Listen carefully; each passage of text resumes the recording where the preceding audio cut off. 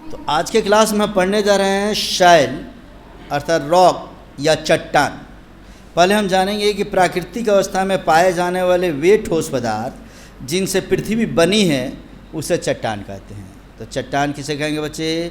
वह प्राकृतिक अवस्था में पाए जाने वाला पदार्थ जिससे पृथ्वी बनी है उसे हम क्या कहते हैं? चट्टान कहते हैं। तो पृथ्वी की संरचना में इसके पहले पढ़े थे कि इसकी ऊपरी परत को हम लोग भूपटल कहते हैं, भूपरपट्टी कहते हैं, सियाल के नाम से जानते हैं। उसके बीच वाले परत को हम लोग मेंटल के नाम से जानते हैं और उसके सबसे अंदर वाले परत को गुरुत्वमंडल के नाम से, नीफे के नाम से जानते हैं। तो अब हम पढ़ने जा रहे हैं कि भूपटल माने जो सबसे ऊपरी संरचना है इसकी, उसमें पाए जाने वाले तत्व माने खनिज कौन कौन से है और उसकी प्रधानता किसकी किसकी है। तो सबसे ऊपरी परत जिसे हम सियाल के नाम से जानते हैं, जिसको हम कहते हैं सिलिकॉन तथा एल्यूमिनियम की अधिकता होती है। तो ऐसा नहीं है कि उसमें सिर्फ सिलिकॉन और एल्यूमिनियम ही होते हैं, उसके साथ भी और भी कई सारे तत्व मिले हुए रहते हैं। उन तत्वों में है ऑक्सीजन। ऑक्सीजन का परसेंटेज है हमारा कितना बोलो? इसमें से 49.85%। कितना रहेगा? 49.85%।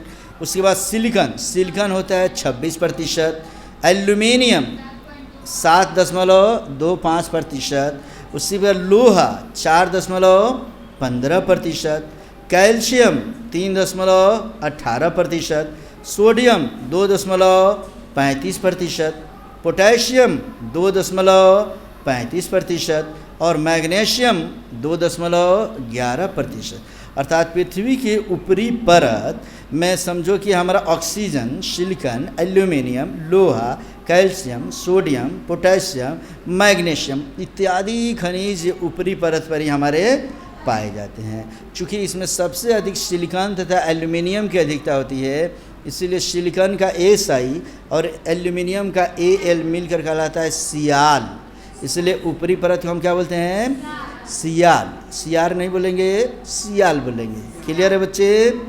कहता है कि भूपटल की संरचना में लगभग 100 तत्व की प्रधानता होती है। माने ऊपरी परत जो होती है सिर्फ सिलिकॉन और एल्यूमिनियम नहीं होते हैं, कुल मिलाकर लगभग कितने तत्व होते हैं?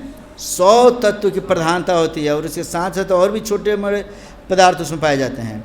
उनमें से लगभग 98% भाग उपर्युक्त 8 तत्वों से मिलकर बने हैं। माने ऊपर जो 8 तत्व मैं बताया 98% मात्र इसी से बने हैं और 2% में बाकी सब तत्व पाए जाते हैं। नई नई खोज भी हो रही है तत्वों की बच्चे, तो वो सब पाए जाएंगे। तो इतना क्लियर है।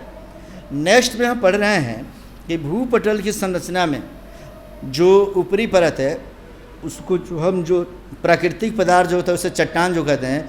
तो चट्टान मुख्यतः 3 प्रकार के होते हैं। पहला कौन सा? आग्नेय चट्टान। पहला कौन सा चट्टान जी? आग्नेय चट्टान।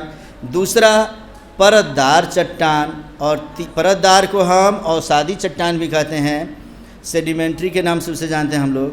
और तीसरा होता है रूपांतरित या कयांतरित चट्टान। इस प्रकार चट्टान 3 प्रकार के हो गए। पहला आग्नेय चट्टान, दूसरा परतदार या अवसादी चट्टान और तीसरा हो गया रूपांतरित चट्टान या कयांतरित चट्टान। इसे हम कहते हैं कि मेटामॉर्फिक रॉक। आ रहा समझ में?